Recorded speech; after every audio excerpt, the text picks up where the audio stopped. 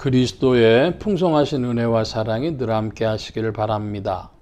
오늘 이 아침에는 갈라디아서 제4장 1절로 11절까지의 말씀, 생명의 삶 큐티 10월 25일자 말씀입니다. 4장 1절입니다. 내가 또 말하노니 율법을 이을 자가 모든 것의 주인이나 어렸을 동안에는 종과 다름이 없어서 그 아버지가 정한 때까지 후견인과 청지기 아래 있나니 이와 같이 우리도 어렸을 때에 이 세상의 초등학문 아래 있어서 종노릇하였더니 때가 차매 하나님이 그 아들을 보내사 여자에게서 나게 하시고 율법 아래 나게 하신 것은 율법 아래 있는 자들을 속량하시고 우리로 아들의 명분을 얻게 하려 하심이라. 너희가 아들이므로 하나님이 그 아들의 영을 우리 마음 가운데 보내사 아빠 아버지라 부르게 하셨느니라. 먼저 6절까지의 말씀을 살펴보면은 1절에 유업을 이을 자, 이건 상속자라는 것입니다. 아들의 위치를 이야기하는 것이죠.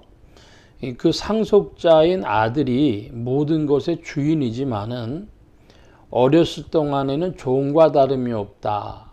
그럽니다. 부모가 훈련시키죠.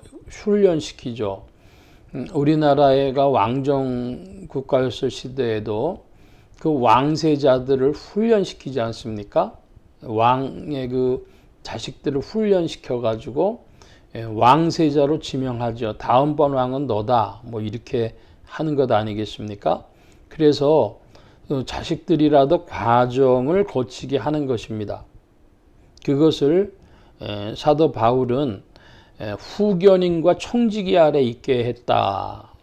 그랬습니다. 2절에 아버지가 정한 때까지. 그 옛날에도 보면은 그 왕들에게 선생들을 붙여요. 뭐 삼국지 같은 데도 보면은 그 조조가 자기 아들의 이제 왕이 될 제목을 위해 가지고 사마의라고 하는 그런 선생을 붙이죠. 그런 것처럼 그 후견인과 청지기 자랄 때까지 그 뒤를 돌봐주는 것을 정하는 것입니다. 3절에는 초등학문이라 그랬고 이제 그것을 율법이다. 구약시대를 율법이다. 이렇게 이야기할 수 있겠습니다.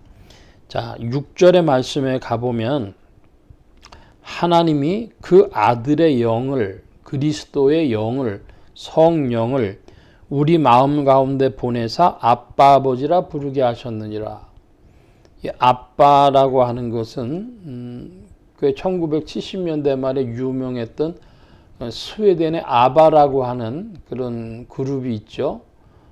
그들이 한국말로는 아바 그랬지만은 ABBA 아빠입니다. 그래서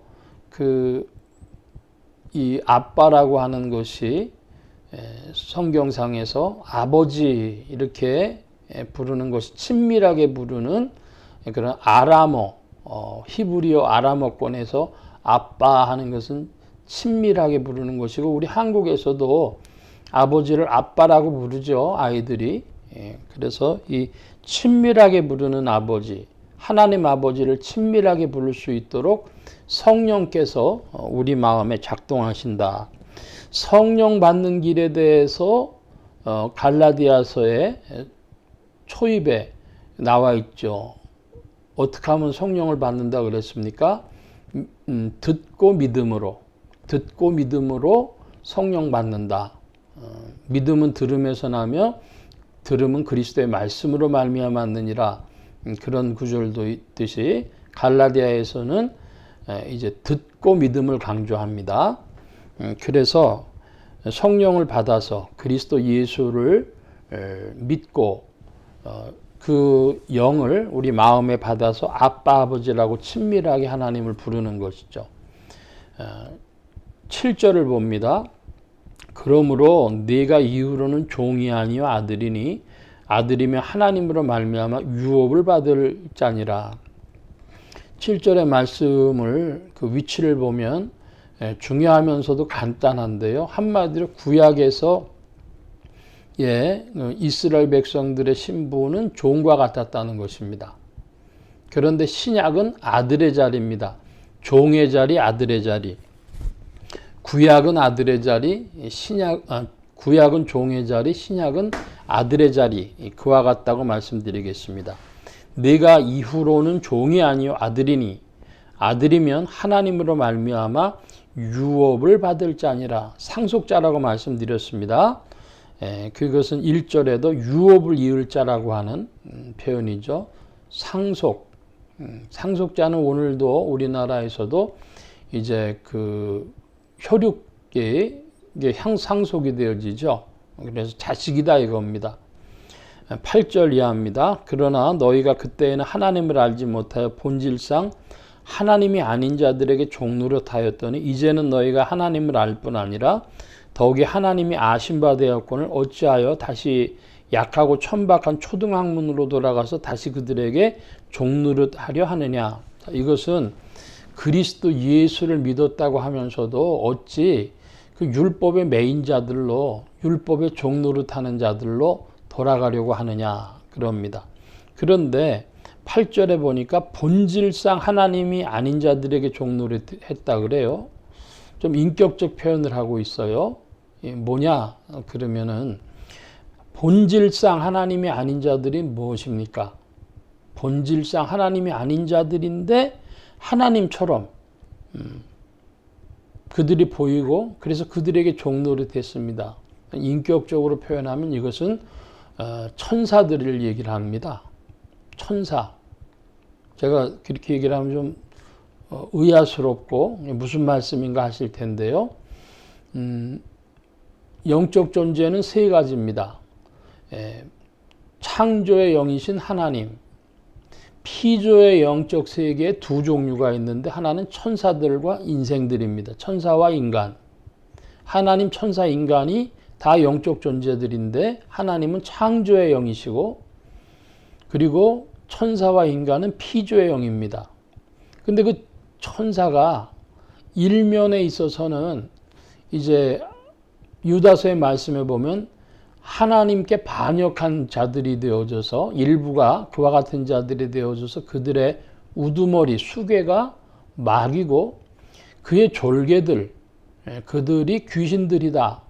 이렇게 봅니다. 이제 우리나라에 김기동이라고 하는 이가 있어가지고 죽은 자의 사후 존재가 영이다.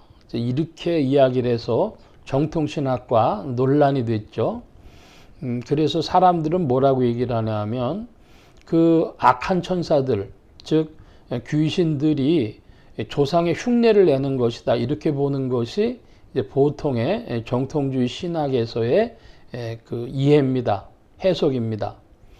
그러니까 정통주의적으로 해석을 하게 되면 영적 존재는 천사들이 있는데 그 천사들은 하나님께 굴복해야 되는데 그들이 인생들을 자기의 발 아래 두고 그들이 그 인생들이 천사를 섬기도록 하려 한다면 그 천사들은 마귀고 귀신이고 그런 것이죠.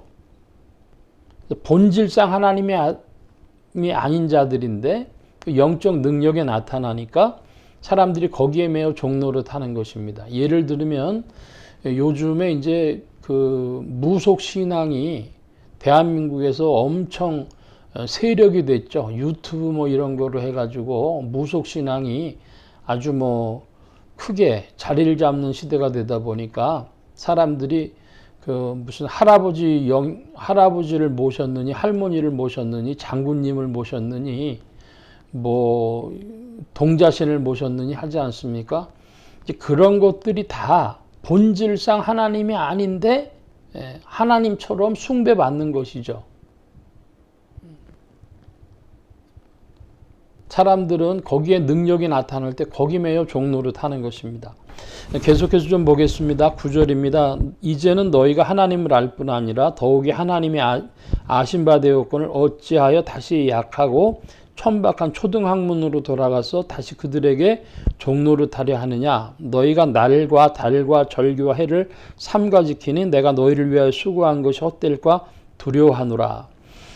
그 율법의 세계에서 하나님 없이 하나님이라는 인격적 실체와 언약, 이 약속을 붙들지 않고 거기에 매여 있으면 거기에 종교가 작동을 하는데 날과 달과 절기와 해를 섬긴다 그랬습니다.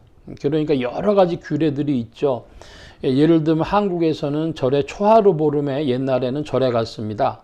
뭐 초하루 보름이라든지 뭐 여러 절기가 있죠. 길거리 지나가다 보면 요즘에는 도심에도 그 절들이 많아가지고 뭐 우란분절이니 뭐 기타 등등 여러 가지 것들을 현수막 걸어놓은 거를 많이 봤습니다.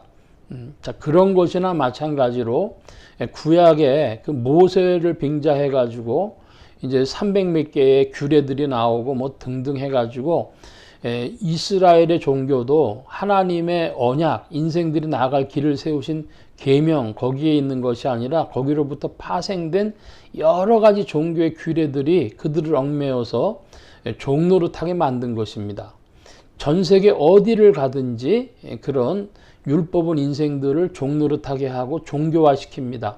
거기에는 악한 영들이 운행됩니다. 깨닫고 믿으시길 바랍니다. 그래서 이제 우리는 구약의 종노릇하던 데서 아들의 자리로, 그리스도 예수 안에서 아들의 자리로 나아간다 하는 것입니다. 오늘 말씀 여기까지 봅니다. 만복의 근원 되신 하나님 함께해 주셔서 우리가 이제는 종교의 자리가 아니요, 또한 율법의 자리에 머무는 것이 아니요, 초등학문에 머무는 것이 아니요, 오직 그리스도 예수 안에서 아들된 자리에 굳게 서도록 인도하시며 성령님 더욱 역사하여 주옵소서. 성령 안에 아빠 아버지라고 힘차게 부르게 하여 주옵소서. 도신구하며 감사하며 예수 그리스도의 이름으로 기도하옵나이다. 아멘.